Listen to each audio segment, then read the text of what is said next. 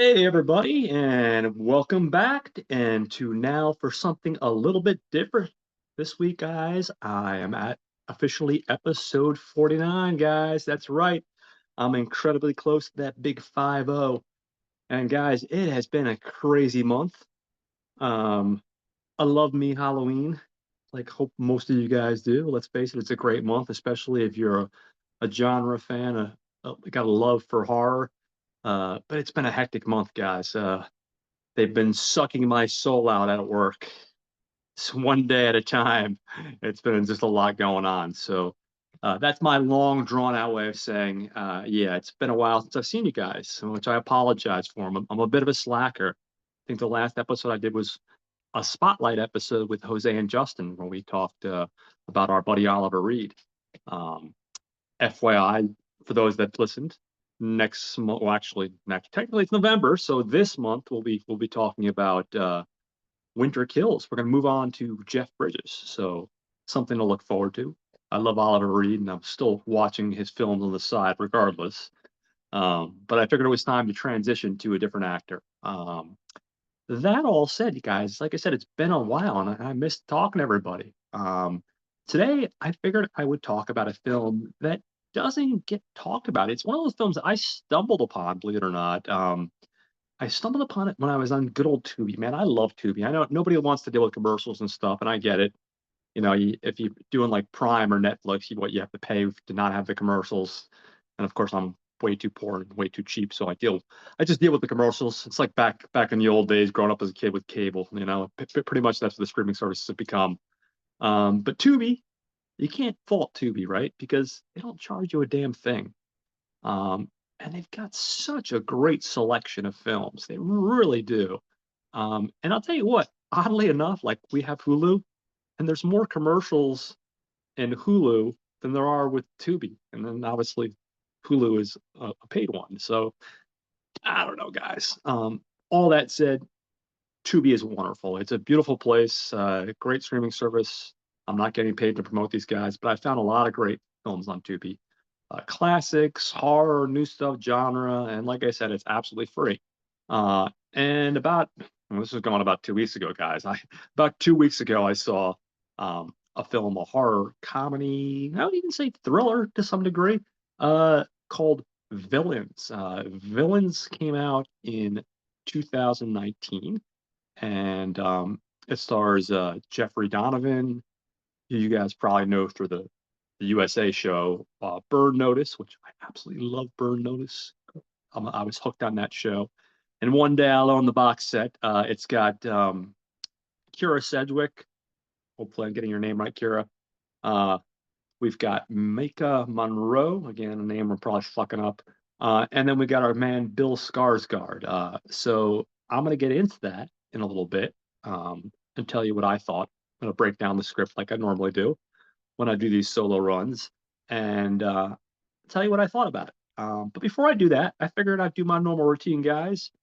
Even though they've been working me to the bone at the job, I did manage to squeak in a couple films. Now, I didn't get a chance to watch a ton of stuff, but I did see some stuff that I could appreciate, and I really enjoyed catching.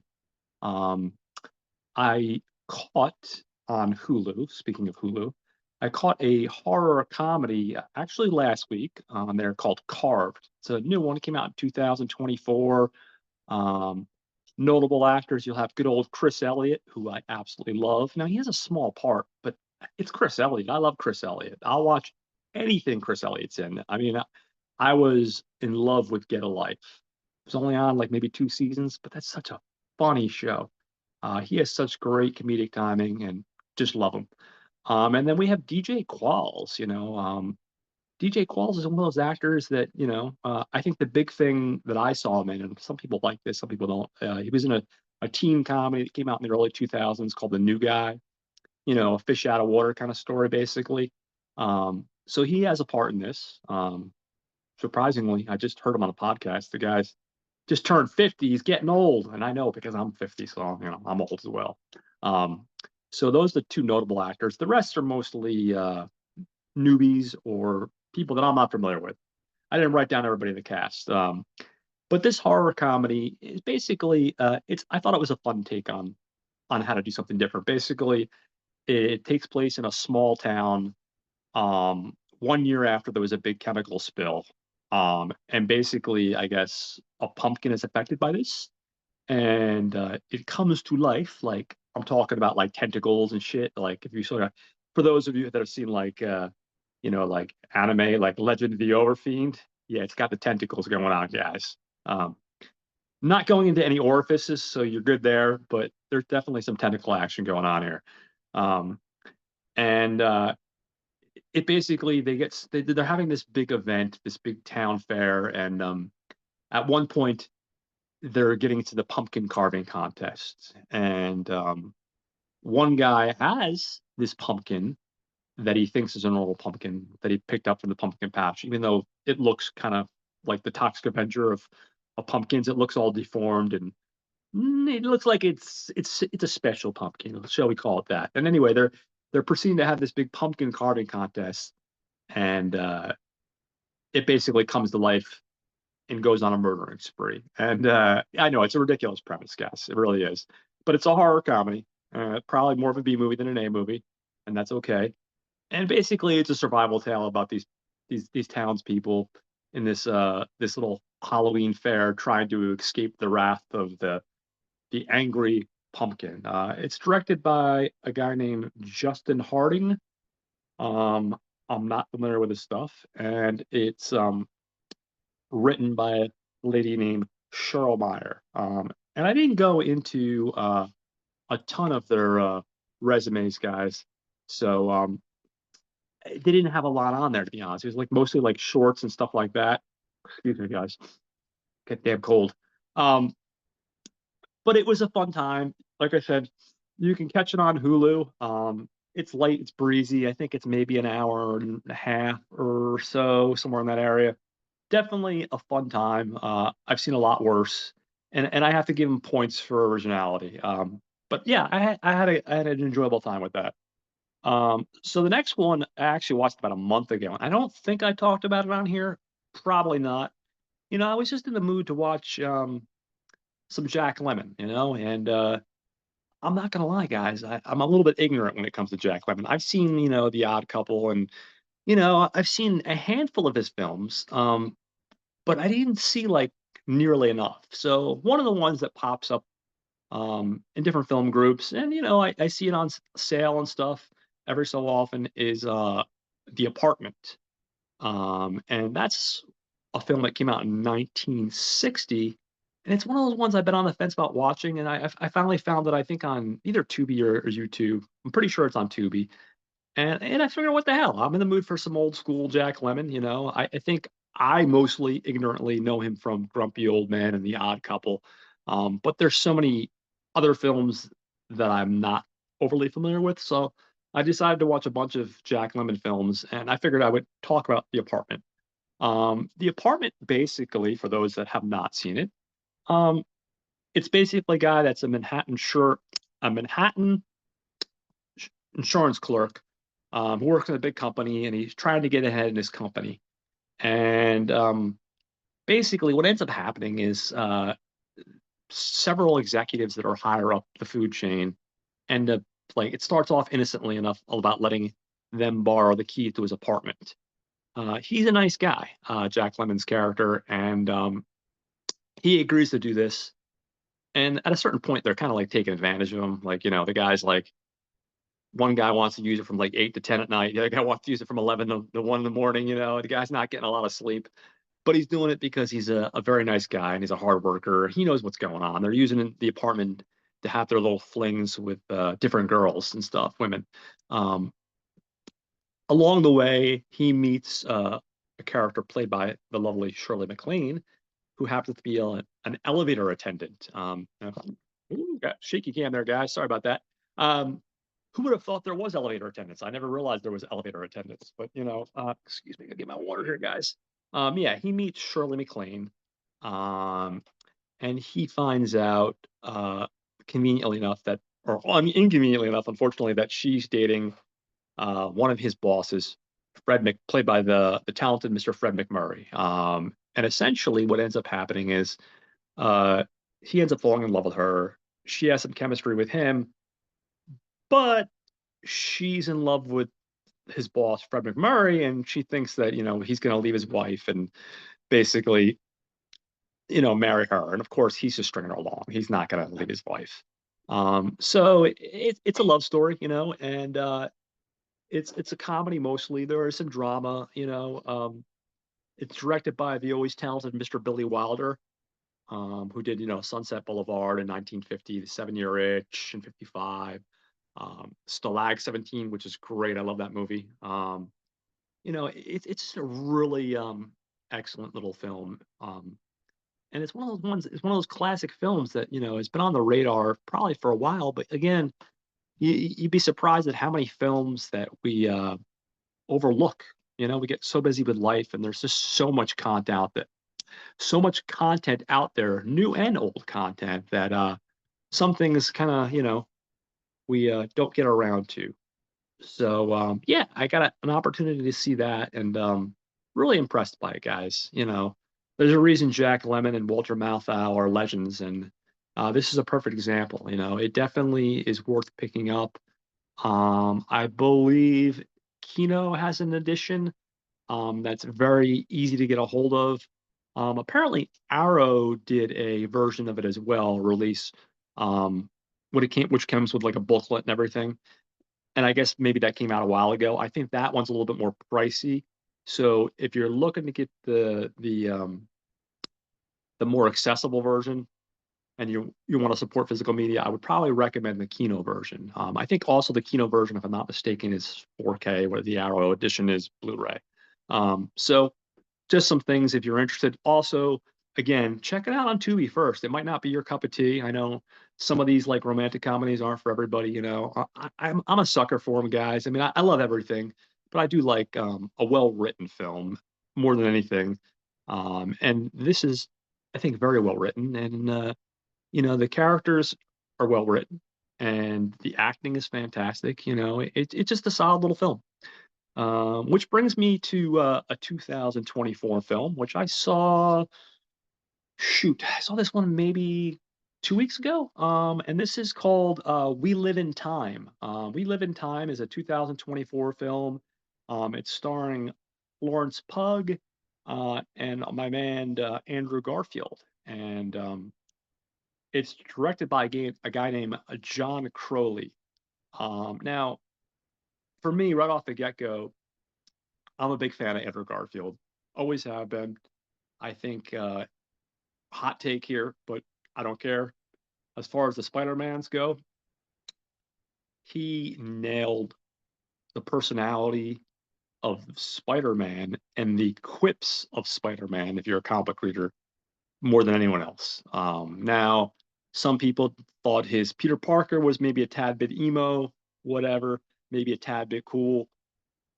Some would argue Peter Parker is not cool, so I understand that quip. But I thought he was fantastic. I feel I'm going off, getting off the rails here, guys, but that's okay. I feel where those films failed, unfortunately, was the writing. The director, I forget his name, John Watts, I want to say maybe, super talented, but those two films, the writing was lacking, especially the second one. But there were still good things to be found. But anyway, my favorite portrayal of the Spider-Man character. Not the Peter Parker per se, although I didn't hate Peter Parker. Anyway, long stories longer, guys. I love Andrew Garfield. Tick, tick, boom. Amazing. He should have won the damn Oscar. I said it earlier this year. I'll say it again. Um, so many talented films that this guy has brought us. And Florence Pugh is one of those people that I wasn't as familiar with. But I've been watching her and different stuff here and there. And she's definitely got the chops, man. She got those acting chops. And then when I was looking it up on Internet Movie Database, because I was on the fence at first about seeing this, um, I found out our director is a guy named John Crowley. Now, John has done stuff like Boy A in 2007, Intermission in 2003, The Goldfinch in 2019, and the one that I've seen that I loved was a film that came out in 2015, which is called Brooklyn. It stars the lovely Cerise, I'm fucking that name up, Ronan, and this is a really cool little film. Highly recommend it. So when I saw that name, I was like, okay, well, good director, two good actors, and effectively, it's another love story. You have Florence Pugh, who's playing a chef. Andrew Garfield is a guy that's recently divorced. Basically, he goes out to get something at night, uh, and she accidentally runs him over. She ends up going to the hospital, waiting to hear news. They end up having conversations that leads to a romance that takes place over about 10 years. They end up eventually getting married. She has a kid.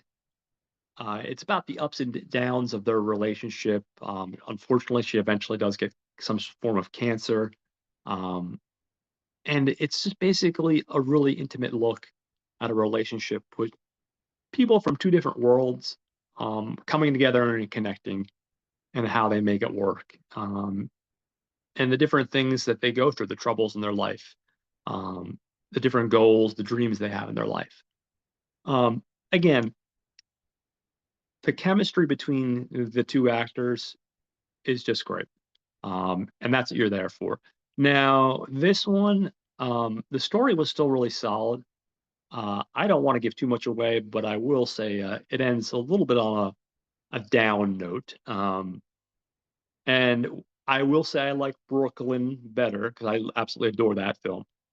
That all said, the acting is what you're there for, and the chemistry between them. I wouldn't be surprised if they're in a relationship in real life because they really had really excellent chemistry together. So that was mostly what I had a chance to watch recently. I haven't had too much time, guys. Me and time have not been friends this month. It's all I always joke around. It's always about time management, and in my case, sometimes a lack of, because I feel like I'm always being tugged in 20 different directions. Um, which brings me to our film, Villains. Oh, before I get on to our film, I do want to mention, guys, although I have been neglecting this YouTube channel, uh, if you check out my buddies, Raiders of the Podcast, I was on their episode last Saturday, and we talked about two different films. We talked about a film by my buddy Trent Haga, who is a former Trauma alumni, and he did a movie called Chop, which is a horror comedy. And on top of that, we also discussed a film from Chile called Trauma. So definitely check out Raiders of the Podcast, guys. Dave, Tyler, and good old Kevin Matthews, as well as Craig, who unfortunately wasn't there because he's preparing for his wedding, are a bunch of great guys. And I had an excellent time hanging out with them and talking film. So definitely check Raiders of the Podcast out. Normally I do a shout out at the end, and I will still do that shout out. But I figured that was my last appearance where I was actually talking about films, so I figured I'd mention it. Which brings us again to Villains. This came out in 2019. Um, it's about an hour and 30 minutes, so it's not a long film, which is good. And it's directed by a guy named Dan Burke, who also is the writer as well. So um, hold on one second. Oh, it was co-written by Dan Burke uh and hold on, did I get my facts right here, guys? I'm sorry, guys. I'm just losing my cheat here. I have it directed by Dan Burke and directed by Robert Olson. I might have fucked. I guess they co-wrote it and co-directed. Okay, there you go. I off my game, guys. This is what happens when you don't post something in 3 weeks. When you go back to do it again, you sound like an idiot sometimes, at least temporarily. Um, anyway, they did stuff like Dispatch, which is a short film, um, a film called Body that came out in 2015. Here's one people might be familiar with. If you like the film Stakeland, which is a horror movie, like a vampire movie, they did the sequel called The Stakelander, uh, Stakeland 2, and that came out in 2016. They did a film called Significant Other, which came out in 2022, and they have a film coming out in 2025 called Novocaine. So that's something to look out for. So those are a few films. Those guys, I guess they're a team. They work on stuff together. Um, so here we go. Dan Burke and Robert Olson's script for Villains was featured on the 2016 Blacklist, which is basically a list of the most liked and unproduced screenplays for that year. Okay, and just hang tight for a second. Um, we got on the cinematography department. We have a gentleman named Matt Mitchell. Matt also worked on Body in 2015, Stakelander in 2016, uh, South of Heaven, which came out in 2021, a TV show called Severance, which is I hear is excellent. If I think that's the one with that's on Apple TV with I can't think of his name, Zoolander. You know exactly what I'm talking about. Ben Stiller, yes. Um, Brain farts, guys. They happen. He worked on something called Turn Me On in 2024 and a TV series in 2011 called The Titta World or Tilta World. Um, so that covers our cinematography. When we go over to the editing, we have a Sophie Marshall. Now, what's interesting about hers, got to represent Jersey, guys. She's from Teaneck, New Jersey. So, right. And started her career in 2009 with a short called Protect Me You. Um, then in 2011, she worked on a film called Julian Eclair, A Teacher in 2013, Wild Canaries in 2014, and in 2024, she worked on the film I Saw the TV Glow. Now, I haven't heard a ton about that, but I have heard a little bit of buzz among my horror friends that have caught that one, and they said it was pretty decent. Just bear with me a second, guys. Um, when we head over to our music department, we have a gentleman named Andrew Hewitt. Now, he worked on stuff like It's What's Inside, which came out in 2024, Old Boys in 2018, The Double in 2013, The Brass Teapot in 2012, Submarine, which came out in 2010, and Gareth Marenghi's Dark Place. I know that name has been mentioned before. I think I have some friends on here, like Brad and Troy from Not a Bomb, that are fans of Mr. Marenghi's work. I still haven't gotten around to it, which I definitely need to correct that. But I've heard very good things about that show. Um, when we get into our actors, I'll start with our lead actors here. It's mainly the four. Like I said, Bill Skarsgård, Kira Sedgwick, Jeffrey Donovan, and Micah Monroe, whose name I know I'm butchering horribly.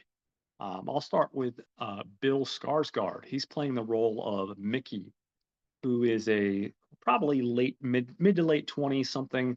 Um, he's a drug addict and a thief. Um, his father, you guys probably know, is Mr. Stellan Skarsgård. His brother is Alexander Skarsgård, and obviously they're both actors.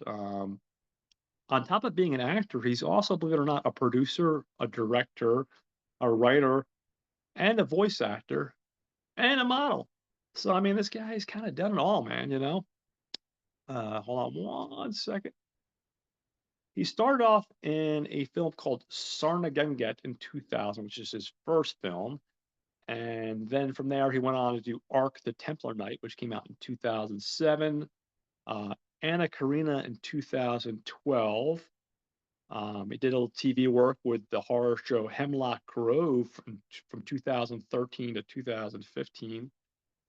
Stuff like Atomic Blonde in 2017. Of course, I think the big one that I think for a lot of people was the It films. When they remade the It films, he was in part one and part two, and he played, of course, Pennywise the Clown. Assassination Nation in 2018.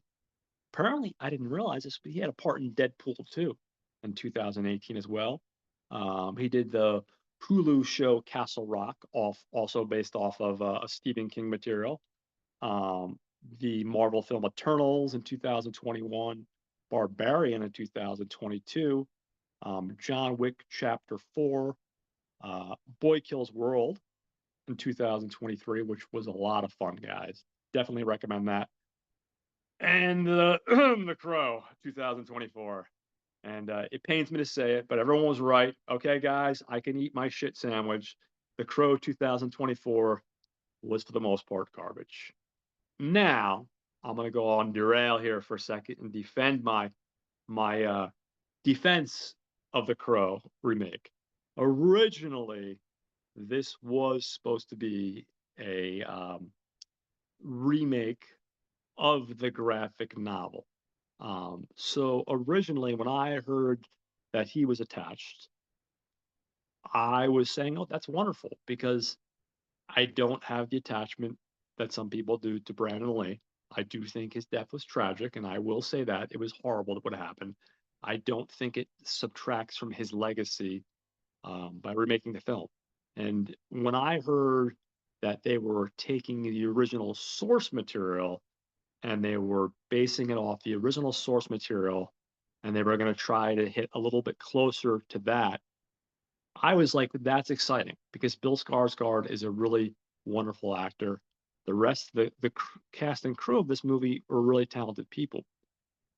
Later on, of course, after the film came out, it was later said that no, it's not based off the source material other than the two lead act, basically the handful of actors, the main bad guy and our two lead actors. The other than that, they took many liberties. So for me, my original thoughts were like, hey, okay, if we're going off the original source material, I'm all about it. Then they made what we saw on the screen. I still will say that I think there are nuggets there of that film that are commendable. I still think that it's probably better than the one with fucking Edward Furlong and Tara Reid, and even the one that's with has fucking shit Spider Man. What's her name? Kirsten Dunst and Eric Mobius. I mean, I still don't think it's as bad as some of the other sequels. But enough of my crow tangent, guys. I had to mention it.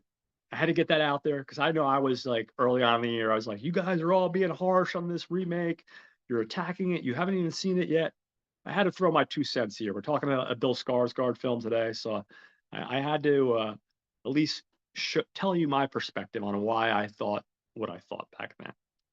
Anyway, um, next we have Miss Mieka Monroe, and she's playing the character Jules.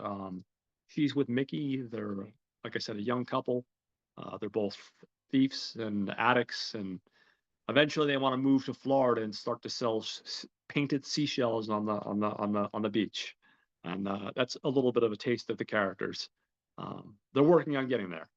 Her first role, believe it or not, was in a Pizza Hut commercial, of all things, guys. Yeah, that's right, a Pizza Hut commercial.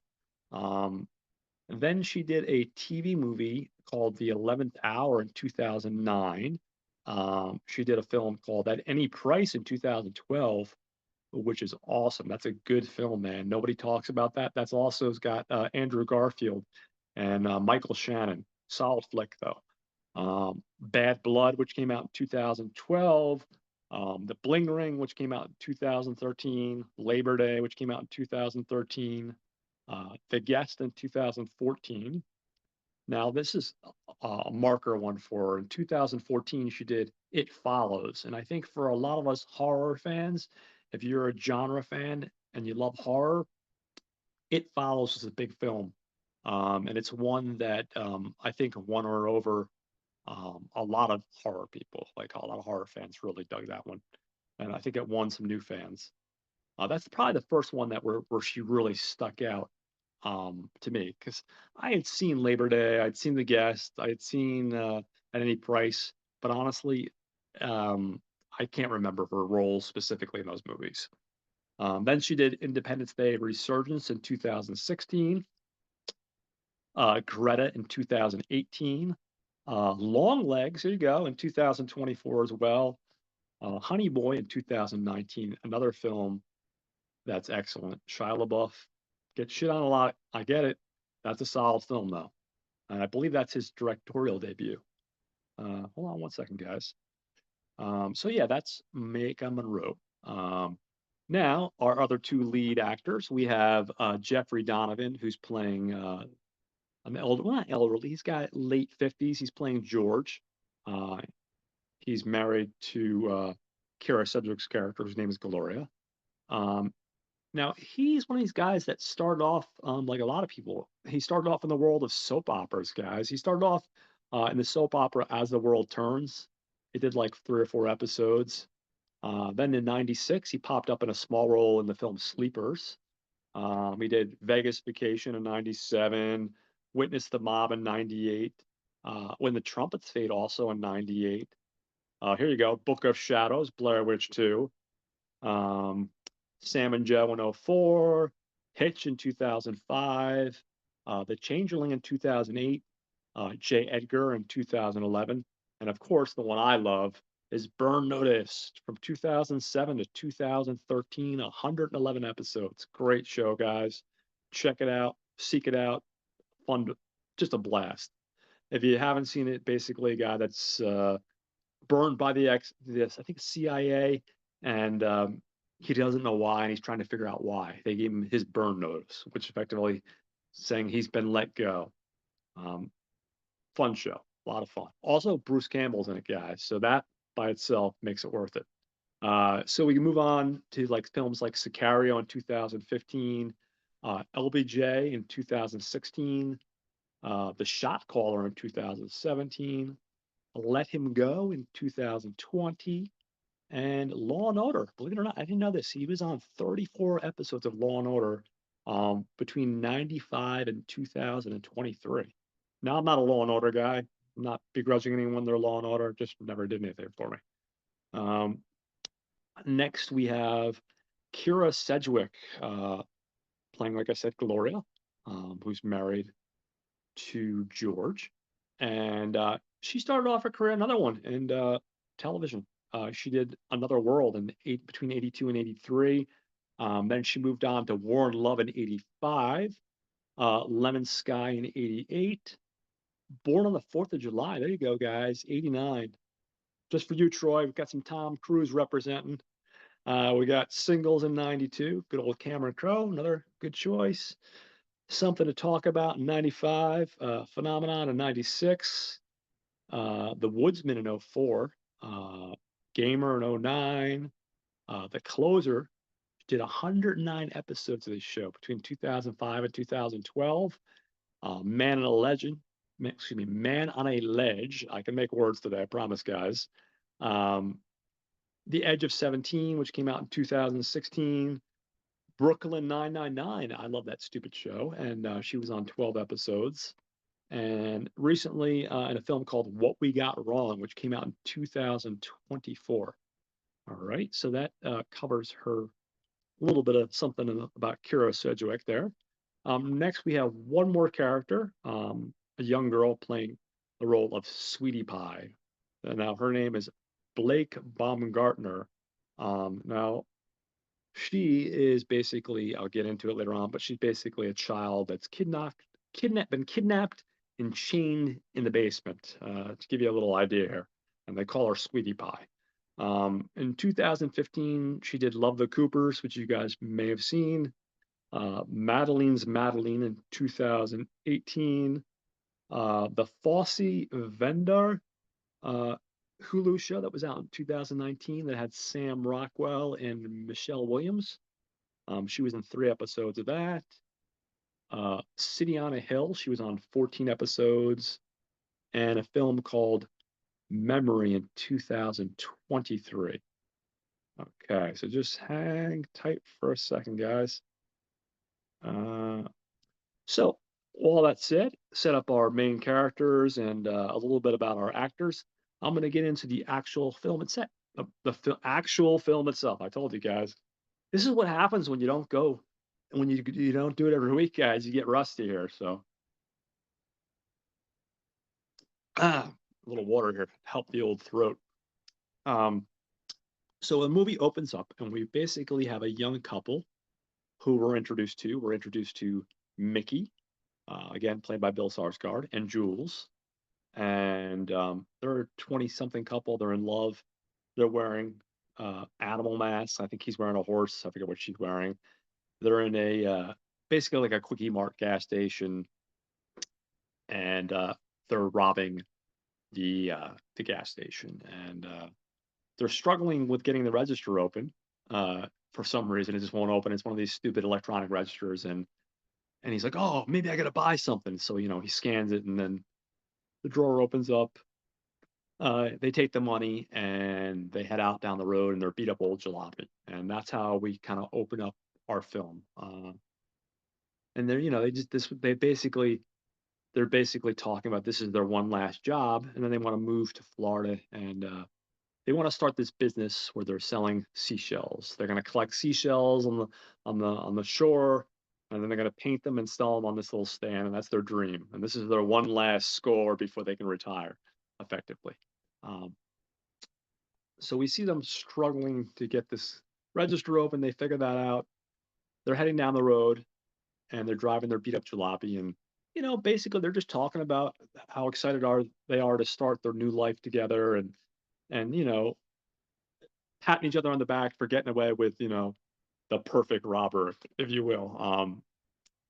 And of course, because there's a robbery element to this, look, any robbery movie, guys, nothing goes the way it should. And in this particular case, as they're enjoying the excitement of recounting how they got away with this score and how they're excited to start their new life, they get excited, and she starts kissing him, and the kissing leads to her basically performing oral sex on him while he's driving. And he's enjoying this, of course. And all of a sudden, he looks down at the gas meter on the car, and he realizes it's on empty. And we hear the car come to a sputtering sound as it slowly runs out of gas, and they have to pull off to the side of the road. And this is, of course, at this point, they're in this country road, and they think they're screwed. Um, he's freaking out because he's like, I can't believe I didn't think to buy gas. And she's trying to calm him down. And she's like, just chill out. We'll think about this and we'll figure this out. And he's like, you don't understand. We just did this robbery like 10 minutes ago. If we gotta keep moving. We have to keep moving. And I don't know where the next gas station is. I don't know what we're gonna do. We're in the middle of nowhere. Well, as he's having like this mini meltdown, she's trying to calm him down, and they lay down on the ground, and she tells him to close his eyes and just relax. And while he's doing that, she looks, and of course, right down the road, we see a mailbox. Now it's the only house in the middle of nowhere. This is like I said, it's like a countryside road, and they're like in the middle of nowhere. So she, tells him, "Hey, look," and they realize that this is the answer to the prayers. Like basically, like, "Hey, we'll go to the house. We'll see if we can loot it. I mean, either steal the car hopefully they have a car there. Either steal that car, or we'll get some money. We'll figure it out, basically." So just hang out for 1 second, guys. Ugh, hang tight for a second. So they approach the front door. It doesn't look like anyone's home. And because he is a thief, he figures he can probably just pick the lock. Now, he's doing that. He looks like he's pretty good at it, but we see him struggling. And we realize there is a deadbolt on the door. And of course, they're both very kind of suspicious about that, because he's like, what kind of asshole puts a deadbolt on a door? Like, what are you hiding where you got to have a fucking deadbolt on your fucking door? Like, I understand being safe and secure, but a deadbolt, a little bit excessive. But anyway, uh, he pulls out a crowbar that he has on him, and he manages to rip the door open, and they manage to get inside. And as they're perusing the house, he goes on a search, and he notices that there is a car in the garage, and he's like, "Well, we'll just take the car in the garage, um, but where are the keys?" And of course, he's looking, and while he's going to look for the keys, um, she decides to make some food and comes across some stale cereal, which she doesn't realize is stale, uh, and decides to eat that. And they realize after a little while that they're not having any luck. And then he's like, you know what? Well, I can't seem to find this spare keys. You would think they'd have a pair of spare car keys for this car somewhere, but lo and behold, the car keys cannot be found. So they try to come up with another solution, and they decide to snort a little cocaine because they have this little bowling bag that's got their money that they stole and some drugs because they are, drug addicts, unfortunately. And they decide to snort a little cocaine, and that's when they come up with the idea of like, hey, well, I know what we can do. We can just siphon the gas in the garage, from the car in the garage, excuse me. And they're like, we just need a hose and something to put it in, and we'll be good to go. So again, they go on this rummaging spree through the house, and of course, lo and behold, there is nothing to be found. Finally, they come across a door to the basement, and they work their way down to the basement. They can't find a light switch; it's pitch dark down there. Um, and he has like a little crappy flashlight, and I think she's using her lighter, and they kind of split up. And she ends up finding some tricycle, and she, hey, look at this, as she's wheeling down the basement. And he's like, hey, don't mess around. We're here to get the stuff we need and get the hell out of here, because the last thing we need is these people coming home or someone catching up to us, you know. Um, but she's trying to make the best of a situation. She's trying to get him to be in better spirits, if you will. And as they're doing that, they're looking in this dark basement, with barely any light, and they realize they're not finding what they need. And they're about to leave when all of a sudden in the corner, just hang tight for a second, um, they see a young girl. She's probably about maybe like 6 to 7 years old, and she's chained to the basement, uh, in handcuffs, and that's chained to like a pole. Um, and he's like, "Are you all right?" Uh, and and the girl doesn't answer. She's just like, I don't know if she's in shock, or maybe it's like she doesn't know these people. She doesn't say anything. But Jules, goes to Mickey, and she's like, "Hey, listen, we can't leave this girl here. We gotta help her. What kind of piece of shit animal, chains a kid to the basement floor in a pitch dark, like it's savage." And of course, Mickey's reaction is that, hey, listen, this isn't our problem. We're on the run. We just robbed a gas station. We're broke into somebody's house. We can't do this. They get into this big, long, drag out argument, effectively. And and of course, in most arguments, the woman wins. And obviously, you're doing the right thing. You don't want to leave a kid chained to a basement floor. Never, karma and all that stuff. Morals. I don't know. But anyway, so he's like, if I could get like a saw or something, I could probably saw right through these handcuffs. you know, or yeah, no, excuse me, not handcuffs. It's a chain with a lock around her arms. And so again, they go looking for something that'll cut through this, and or even a key that would unlock the lock. And they go back upstairs, and they're rummaging through the drawers, and Mickey's cursing because he's stressed out, and they can't find anything. And lo and behold, they turn around and they see a couple in their late 50s, the homeowners. Um, and this is where we're introduced to George, and why can't I remember her name because my brain's not working, guys. Uh, Gloria, George and Gloria. All right, just hang tight here for a second. Bear with me. Got my little cheat sheet going here. Her page. Yes, and they are the homeowners, and they introduce themselves as George and Gloria, the homeowners, and George, again, like I said, played by the talented Mr. Jeffrey Donovan, says, "Hey, listen, we don't want any trouble." And he got like a southern accent. Um, just take whatever you want and leave, you know. And Gloria looks like right off the get go. Kira Sedgwick really kills this part, guys. She just nails it. She looks like she's on a different planet. She is not 100% connected, you know. Um, Jules says, "Why do you have a girl chained in your basement?"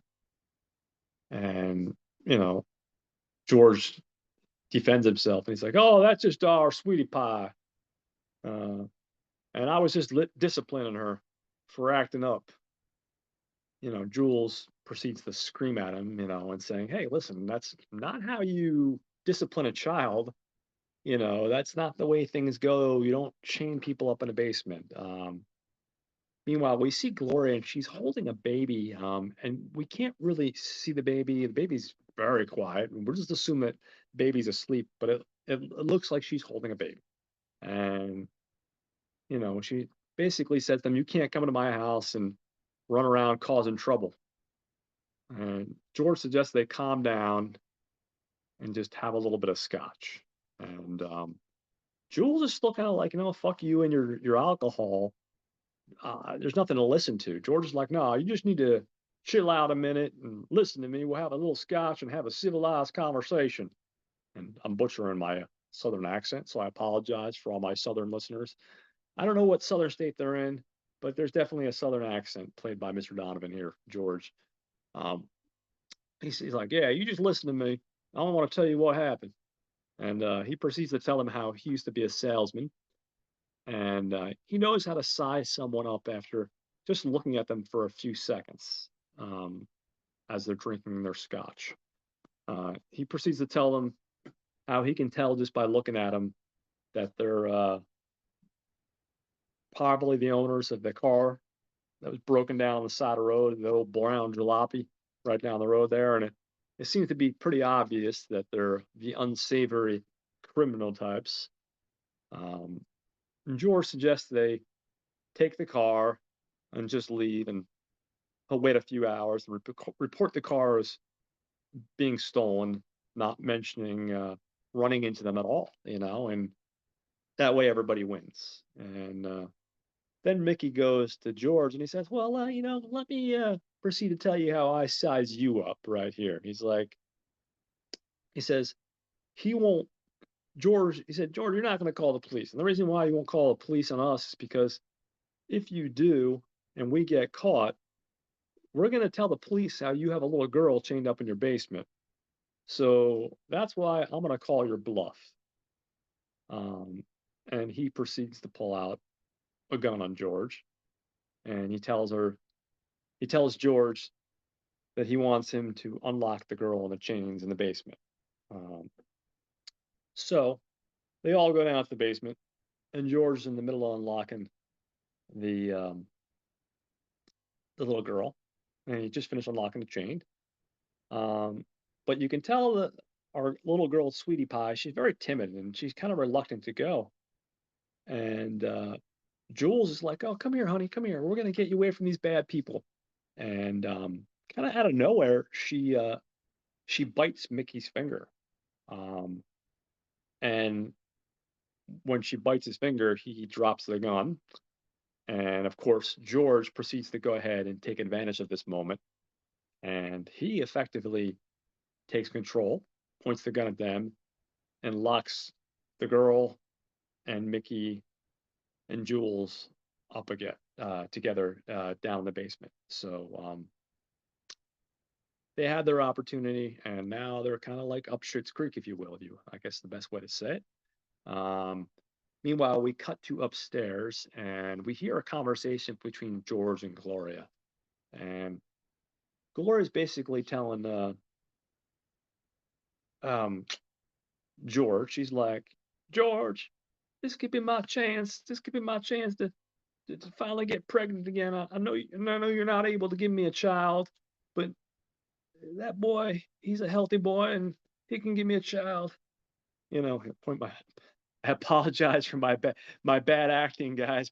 My southern accent playing a southern woman needs a lot of work. I get it. I'm not going to win any awards anytime soon, but I can't help myself because some of the accents in this movie. And I'm not making fun of people with accents because I'm from Jersey and I know I have an accent, motherfuckers.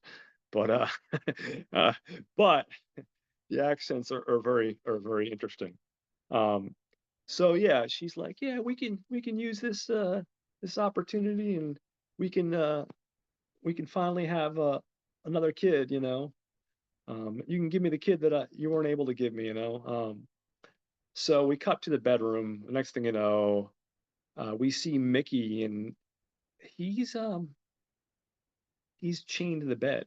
And yeah, no, guys, it's starting to get a little bit creepy here. All right, let's just say that it's get time to get our creep on here.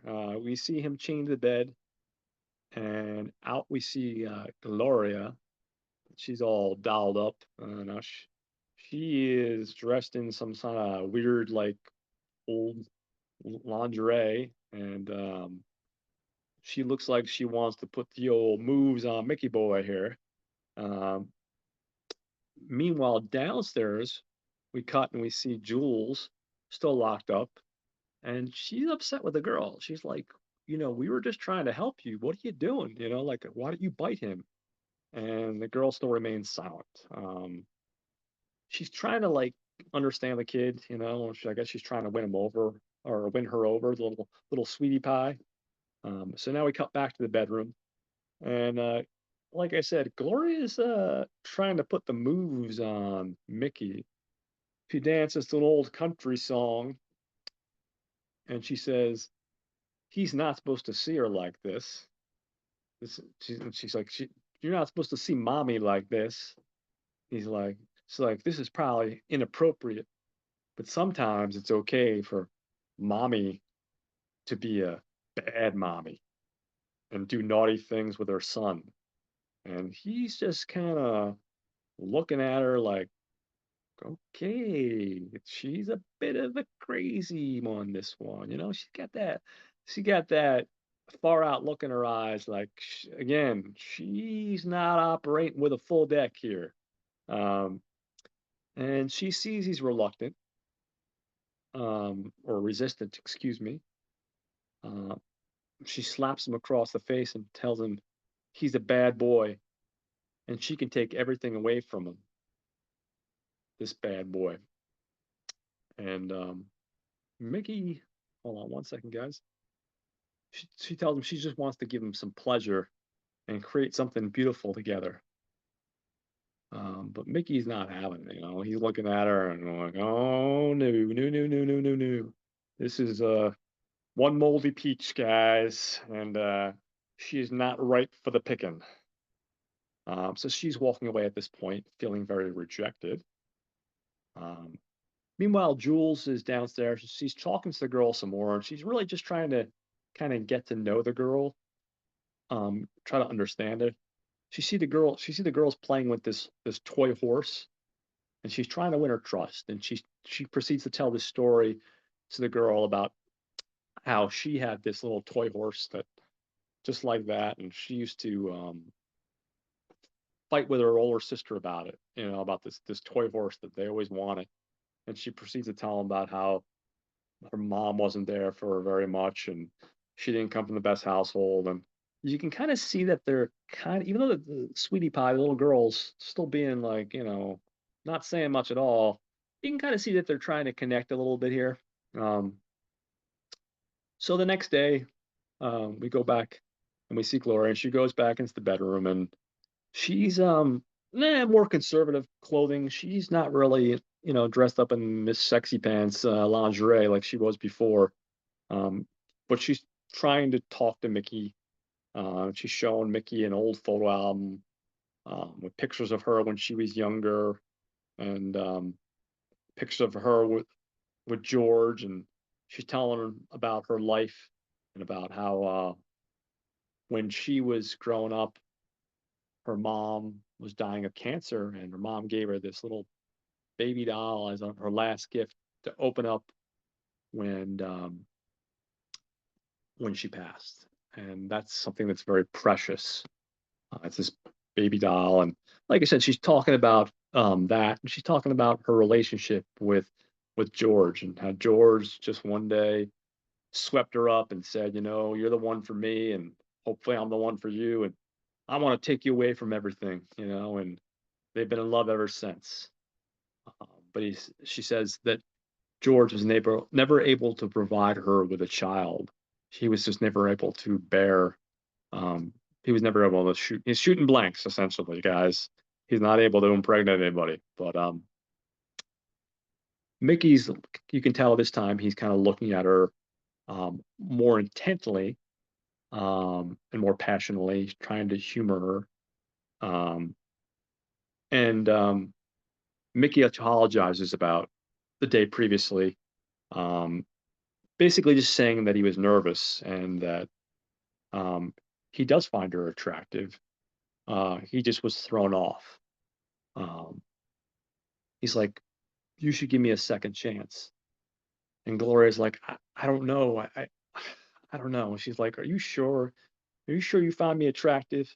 And he's like, Of course. And he starts kissing Gloria.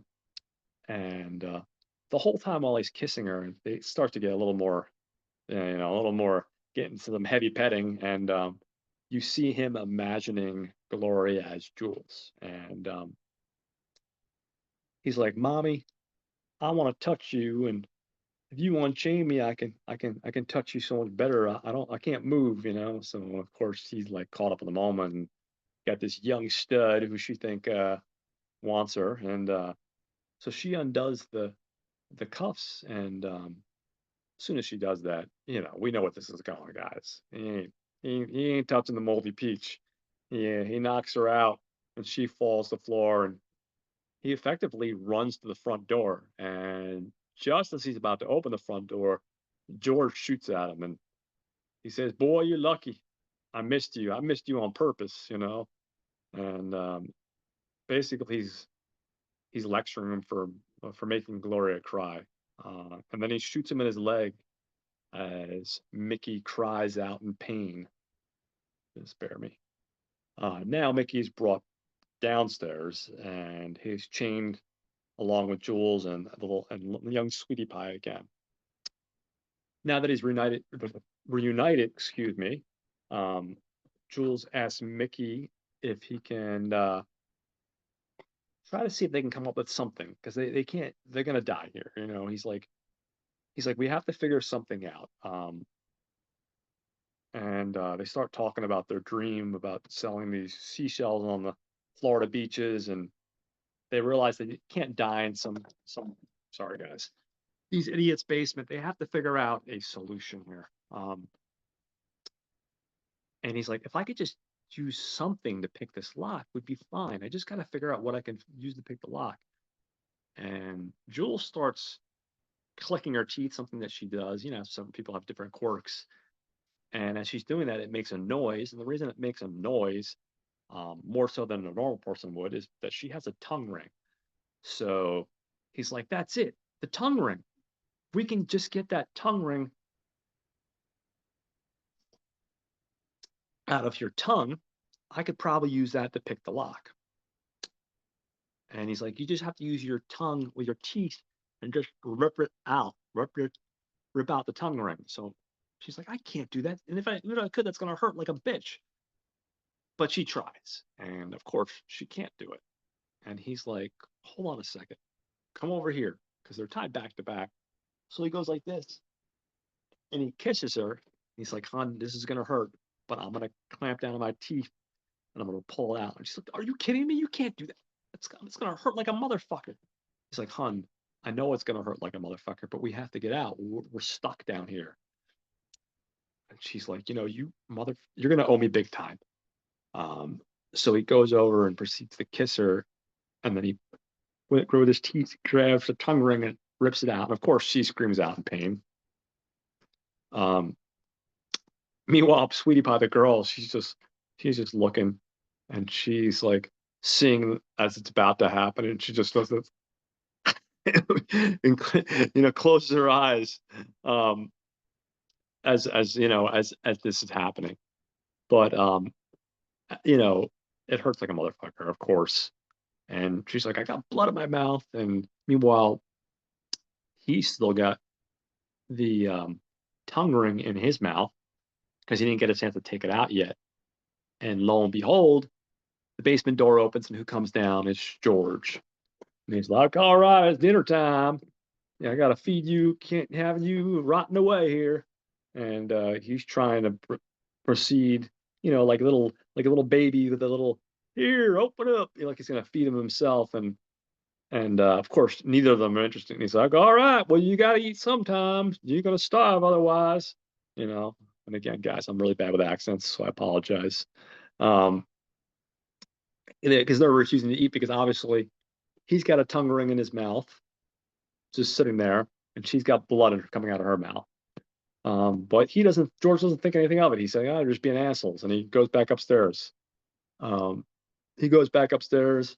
Mickey proceeds to try to pick the lock on the handcuffed. And he manages to get Jules free. Um, he can't get himself because he can't reach behind.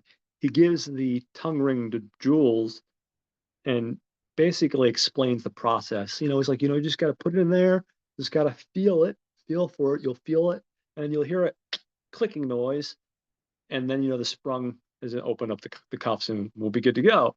So she's doing that, and she's like, "Oh, that's it. You're doing good, babe. You can do this. You can do this."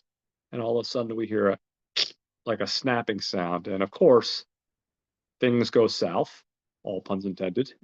And it doesn't it's not the clicking of the spring sound that you want. You want to hear that clicking noise where you're like, we got it. Instead, what happens? But the tongue ring broke off inside the cuffs. So again, they're back to like square one. Oh man, we are SOL here, shit out of luck. Um, but this is where Sweetie Pie starts to sweeten up a little bit here. She's still not talking, but she does point out something. And in the distance, they can see it, something they hadn't seen before, but it's a laundry chute. One of those ones that, go up from the entire house. They just drop it in and it goes right into a little laundry basket. He's like, that's it. If you can manage to wiggle your way up there, maybe you could find a way out of the house. So right now, like, hey, this is their best solution. They got to come up with something. Um, Hold on one second, guys. So she's climbing up this laundry chute, and at a certain point, we hear George and Gloria, and they're arguing about what to do with the young couple. Um, Still not 100% what the best solution is. Jules starts to climb the laundry chute, and eventually she reaches the top, uh, and it can go no further, so she has to get out. She enters a small room, and you can tell it's a baby's room. Um, and in the room, instead of finding a baby, it looks like a baby at first, wrapped up in a blanket, the same shape of a baby. But what does she see? She sees the baby from earlier, um, the one when they first encountered them, when they first met them, and she realizes it's not a baby, but it's an actual baby doll. Um, and this kind of makes sense because Gloria was telling Mickey about how her mom gave her a baby doll when she was dying. So again, this kind of connects, and it also kind of connects to, like, you can see that Gloria, she's a cuckoo for Cocoa Puffs, and this ties into maybe some of where it all came from. Um, Meanwhile, in the basement, at this point, George just comes to the discovery that Jules is missing here, and he's trying to interrogate Mickey, and he's pretty angry and understandably upset about everything that's going on. So he's beating up Mickey, and Mickey taunts him about shooting blanks because obviously you heard about that. So he figured he's got nothing to lose, might as well make fun of the guy, right? Um, Meanwhile, we see Gloria going upstairs because she's aware that Jules is missing. She's going upstairs to try to search to see if maybe she can find this girl. And Gloria goes upstairs and does a little relentless searching. And of course, eventually she enters the baby's room. The good news is Jules is not dumb. She hears, just as she's about to enter the room, she hears her right outside the room, and she curtails into a little closet in the baby's room, and she's hiding, trying not to breathe too heavily, but she's obviously very upset because, she's in a house with two fucking nut jobs. Um, she grabs the baby in her arms, treating it like a real baby. We see like the full psychosis of Gloria. She's checking on the baby, and I forget what she calls the baby, guys. But she's treating it like it's a real baby, and she's like, "Oh, I'm glad you're okay." Whatever, I forget whatever the baby's name she gave. But again, she's not doing too good. Um, and again, we cut to the basement, and Mickey's trying to reason with George, assuring him that Jules won't go to the police if he lets him go now. Um, he's like, listen, she's already escaped. If you let me go, hold on one second. Um, if you let me go now, hold on one second, guys. She's not going to go to the police. She's not going to tell them about the fact that you have a kid chained in the basement. All I want to do is let me go so that I can go live my life and follow my dream here. And of course, George is very suspicious about this. Because he's afraid that he's gonna. He's afraid that the obvious. He's afraid that George is afraid that they're gonna mention the fact that Sweetie Pie is locked in the basement, and they're gonna be up Shit's Creek. Um, and Mickey said, "Ah, screw that kid. She bit me." And meanwhile, while he's saying that, he like winks at the kid, like, "Hey, trust me, I got your back." Um, meanwhile, upstairs, we have Jules again. A lot of cutting back and forth between the two, I guess, to establish tension and stuff. Jules is still in this closet. She's breathing very heavily. Um, and Gloria approaches the doors to the closet like she's about to open them. And then George calls to Gloria. He's like, "Hey, Gloria, come on downstairs, honey." And he says, "I think it's time to say goodbye to Mickey. We're going to let this fucker go. And his exact words were, any last words for this son of a bitch?" And Gloria says, "Boy, I wish you had handled things a little bit differently." And he opens the door to let him go. Um, but at this exact moment, um, Jewel exits the room because she thinks that he's in trouble. She thinks that like he's about to shoot him, and something went down. So she's exits the baby's room, and there's like these flight of stairs, and she's holding the baby doll in her hand, saying, "Stop! Don't kill him, otherwise that baby gets it." Holding the doll over the stairs. And Gloria looks at her in like utter fear, proclaiming, "Hey, let go of my baby." She fires a gun at Jules, and Jules drops the baby to the ground. And the baby's head, I must be made of like not plastic, but I guess back then maybe they made it out of like ceramic or something. But anyway, it shatters into several pieces. And at this point, Gloria is in full like nervous breakdown mode, essentially. Um, George forces them into the living room, and we see Gloria in the kitchen, and she's preparing this glorious feast. And George explains Gloria deals with stress by cooking. The more upset she is, the bigger the meal. And Jewel asks why they keep the little girl locked in the basement. He's like, "You guys always wanted to have a kid. Obviously, you must have done something to procure this kid. But why is it locked in the basement?" And George explains, "It's not what you think." He explains Gloria always wanted a kid, but he wasn't able to give that to her. So he took matters into his own hands. Uh, Jules interrupts, "And you mean you kidnapped a child?" George explains, "As you get older, you do what you have to do to make the people in your life happy."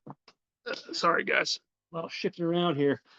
Hard to get comfortable. But anyway, you have to do what you have to do to make people that you love happy. The problem was after a while, the girl just kept on reminding Gloria of the one thing she couldn't do, which was to have a baby because of him, you know. So Gloria asked him to make the girl go away. And he didn't want to kill the girl because he's not a mean man, supposedly. But obviously, she couldn't just leave. So this was the best solution. The basement was their compromise. So at this point, Gloria brings out this lovely feast. It's this huge meal. And Jewel asks, "What are you going to do with us?" And George says, at this point, they talked about it and they're just going to wait 48 hours and let them leave. And then they're going to call the cops and say the house was ransacked while they were out and they were robbed. And he and his wife are going to hit the road. They want to start over, you know. And Gloria tells a story again about the doll and what it meant to her and how her mom gave it to her. She'd already told Mickey that, but she repeats the story to Jules. Um, all of a sudden, they're eating the meal, and Mickey's like, "This is really good," you know, but he starts slurring their words, and you could see you're getting drowsy. And George laughs and he says, "Of course I lied about letting them live. I'm not gonna." He laughs, explaining, I'm not gonna let you live. What do you think? I'm crazy? I gave you those drugs from the bag of drugs you had, a bunch of addicts." Uh, he said, "I'm gonna pump you with the rest of the drugs until you die of an overdose, and then I'm gonna call the cops, and say I came home and found two junkies dead in our house and the house ransacked." So he was just playing with them, toying with them, the little cat and mouse thing going on here, guys. Of course, the cops aren't going to argue with the concept of a bunch of junkies breaking into our house and overdosing, and problem solved, easy solution. So, of course, yeah, why would it make sense for he's going to let them go? You know, it didn't make any sense. So that's his big plan, his mastermind plan that of course he explains to them now. Um, all of a sudden, we hear the doorbell ring, and George goes to answer the door, and it's a cop from a local police station. He said that there was a gas station that was robbed a few days ago, not far from here, and they found a vehicle matching the description right down the street, and it was towed. Um, and he's like, "Did you see a couple?" Gave him a description, and George's like, "No, it doesn't. I'm afraid it's been pretty peaceful around here, officer." And then all of a sudden, the cop goes, "Okay, well, thank you. If you happen to notice anything, here's my card. Please give me a call." He's about to leave. George goes to close the door, but he's having a hard time closing the door because, of course, the front door was heavily damaged due to the crowbar Mickey used to get into the house to break the deadbolt. So the officer notices that, and of course, it kind of arouses suspicion. And George is like, "Oh yeah, me and my wife, we had to move some furniture a couple days ago, and broke off the door, and yeah, it was a big disaster. I just haven't had a chance to fix it yet." But a good cop knows when he's being played, and there's something a little more suspicious going on. So he's like, "Yeah, would you mind if I come in?" Uh, and George is like, "Well, I mean, we're kind of eating our dinner, but sure, I guess why not?" So he brings the cop in, and he's like, "Hey, Gloria, we got company." And the cop comes inside the house, and he's like, "Here's the dining room. They're eating their meal." He's like, "Oh, it's a lot of food for two people." And he's like, "Oh yeah, we had some stuff lying around, and what can I tell you, officer? We were just really hungry." So the cops, continue to talk to them, and he's checking other rooms in the house. And luckily, for them, he's not finding Mickey and Jules. Eventually, he gets to the basement door, and he's like, "Oh, this is locked. Why is your basement door locked?" And he's like, "Oh, we always keep the basement door locked." And he's like, "Would you mind opening this up?" And of course, there's this look of shock on, Gloria's face and George's, because they really don't want to go into the basement. But, they're in a situation where they kind of have to, do what they're told. So they let the officer go in the basement. And, there's this moment of tension as the officers search in the basement. And just as he's about to come to little Sweetie Pie, the young girl, he gets a call on his radio, and the radio goes, "Hey, officer," I don't know what the guy's officer, let's say Officer Johnson for all intents and purposes. "Hey, Officer Johnson, we got a couple down here at the police station that match the description of the two young criminals. Would you mind coming down?" So just as he's about to discover the young girl, he gets that call on the radio and goes proceeds to leave. Now, while all this is happening, uh, in one of the upstairs bedrooms, Jules manages to wake up. Now she's still tied up, um, but luckily she manages to wake up, and also she happens to see the little bowling bag that has their money and all the drugs. So she manages to kind of roll her way over to the bowling bag and open up the bowling bag, and she manages to find a little good old sweet cocaine. And she does a line of cocaine somehow, even though her hands are tied up. She really just dives right in there, and that wakes her right the hell up. Unfortunately, Mickey is still passed out, but she grabs the cocaine with her teeth in a little baggie.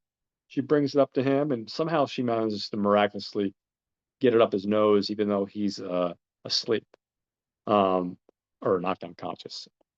But good news is, because she manages to get it up his nose, it manages to give him the energy he needs to wake up. They manage to untie themselves. Hold on one second. And from there, uh, they try to disappear. And they do. And what happens is Gloria and George go to the room where they thought they were tied up, um, to only find that they're not anywhere to be found in the house. And of course they're freaking out. So they go like, "Oh my God, I can't believe this, honey. We gotta find them." Luckily the property of the house is a mile long. So they take off out the front door of the house thinking that they're somewhere on the property of the house because the property is a mile long. Um, Lo and behold, Jules and Mickey were just simply hiding behind the curtains. They use this opportunity to grab the keys, big set of keys that, of course, conveniently is in a little dish in the kitchen, which has the car keys to the car in the garage, and it also has the keys for little Sweetie Pie. So they grab their bag of drugs with the money, the car keys. They go down to the basement, and Mickey and Jules turn to Sweetie Pie, and they're like, "Listen, do you want to go, or do you want to stay with these people? This is your opportunity." And at first, the girl is still looking at them like, especially Mickey, like he's pissed. She's pissed off at him. And he's like, "Listen, I'm sorry about before, but you bit me, you know. But we're not going to leave you here. Do you want to go with us?" And she kind of shakes her head, yes. She's still quiet. She doesn't say anything still. So they unlock her, and after convincing her, and meanwhile, we see George and Gloria on the property, and they're arguing still.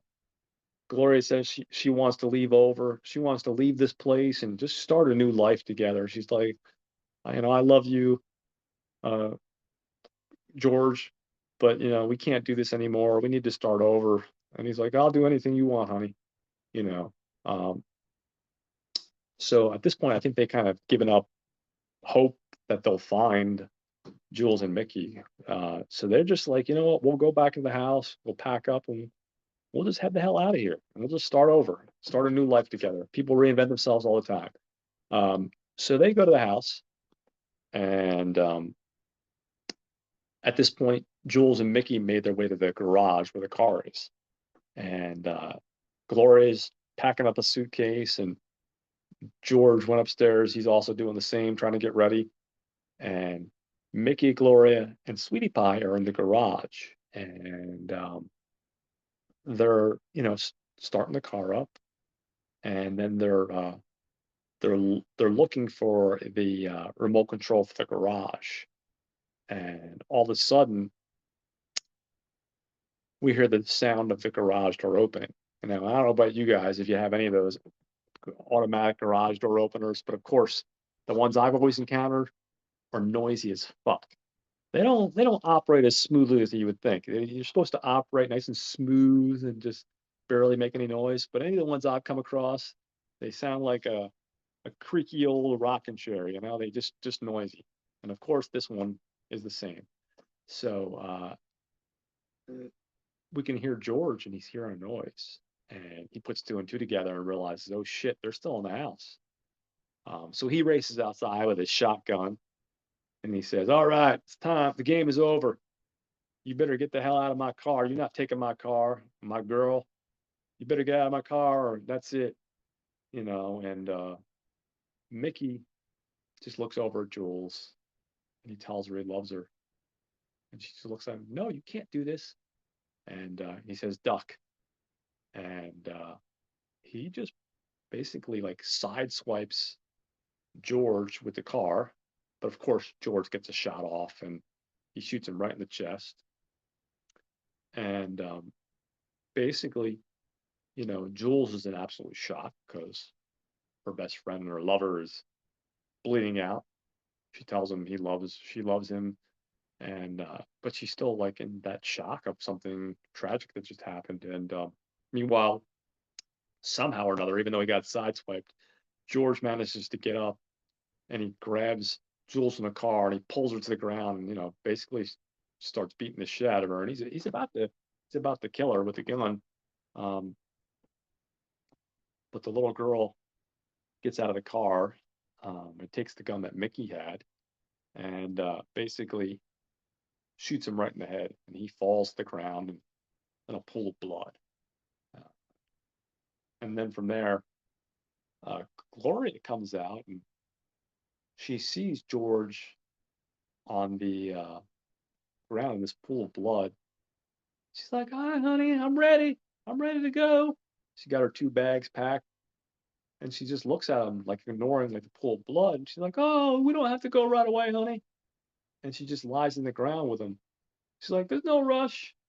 And she's like I said, she's a little cuckoo for Cocoa Puffs, guys. She's like in a whole nother warped reality, not even aware that like he's dead, like um and meanwhile, at this point, Jules and Sweetie Pie we cut to, and they're on the side road again. And we see this red pickup truck, this old red pickup truck pick them up. It's this lady. It's like, "You want to ride?" And of course, they're like, "Yeah, sure."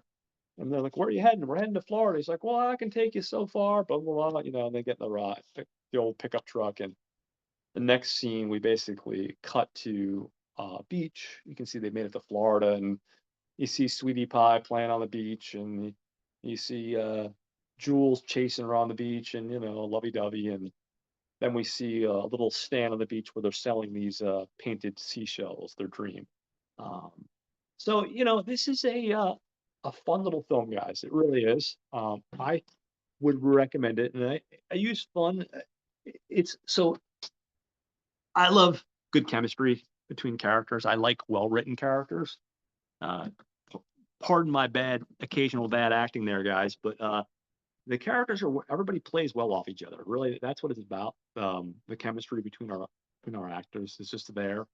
The story is it's a good story. I think it serves its purpose, in the sense that you're getting all these characters that are just not good people. Obviously, I mean, even Jules and Mickey. I mean, listen, they're drug addicts and they're thieves.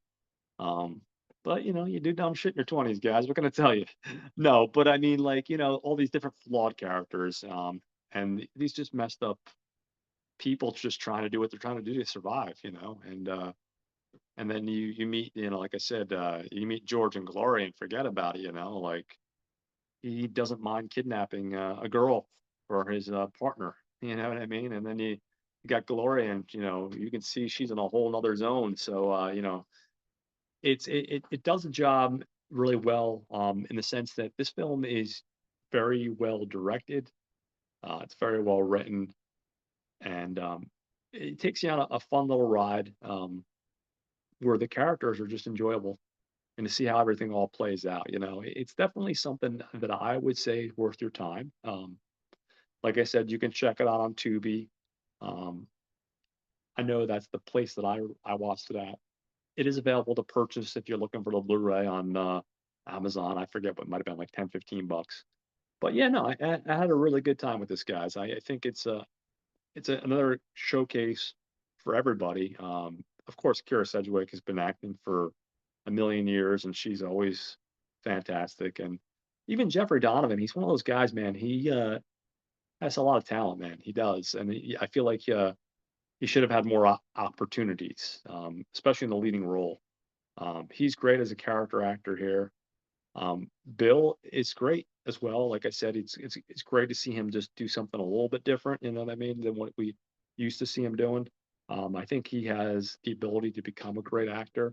Um, I feel like some of his stuff is hit, some of it's miss.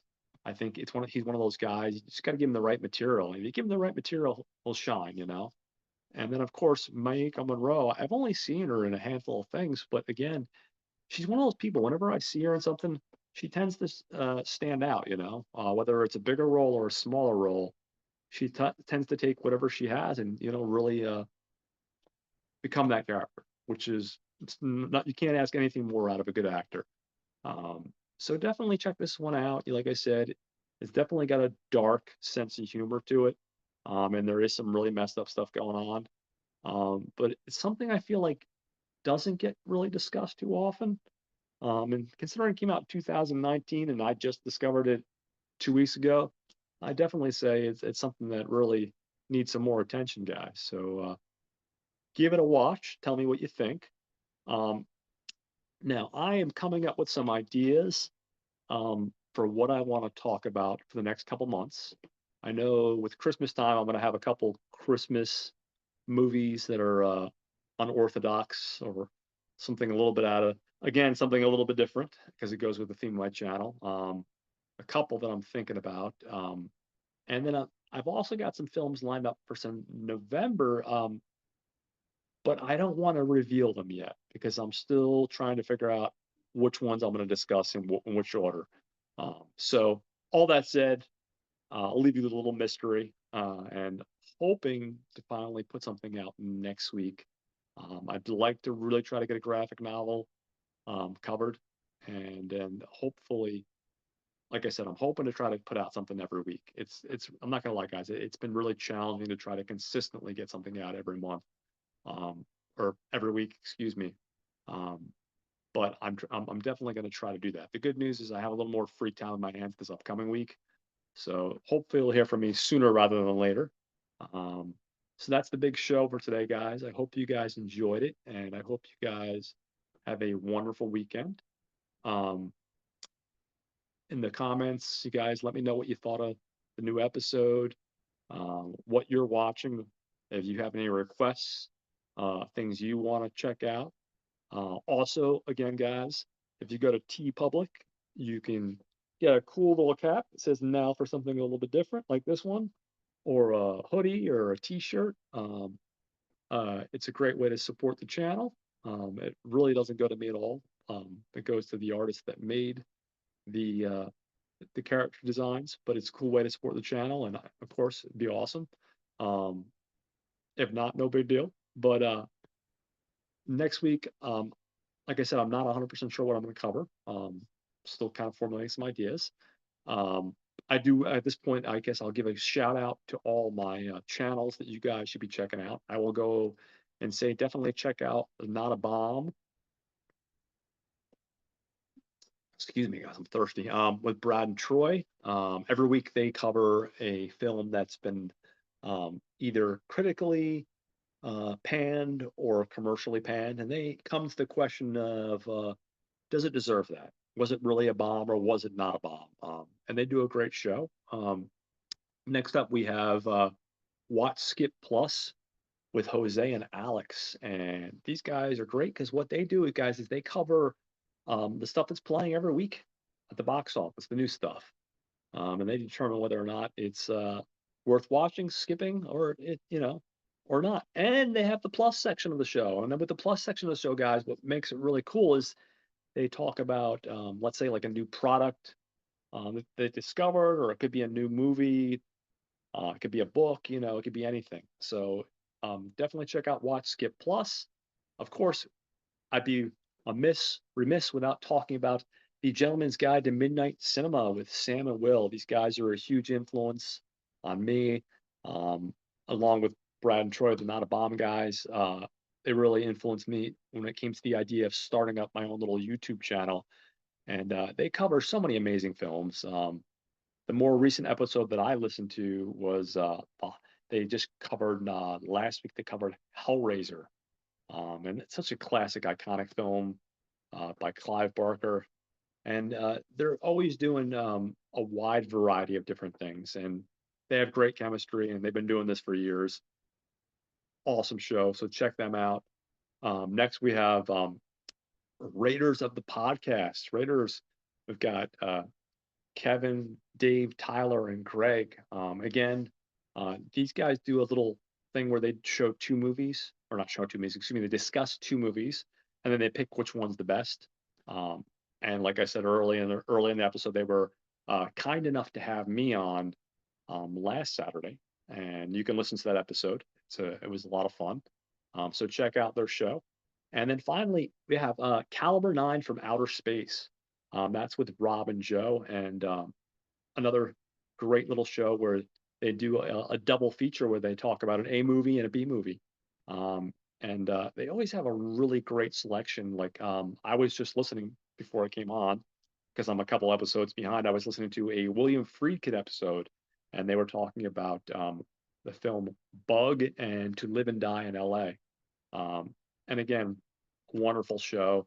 I was on last month or September, excuse me. I was on in September, and I had a blast. So those guys are fantastic.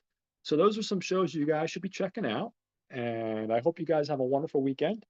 And like I said, hopefully I'll have something new to talk about soon. All right. So you guys take care, and I will see you again soon.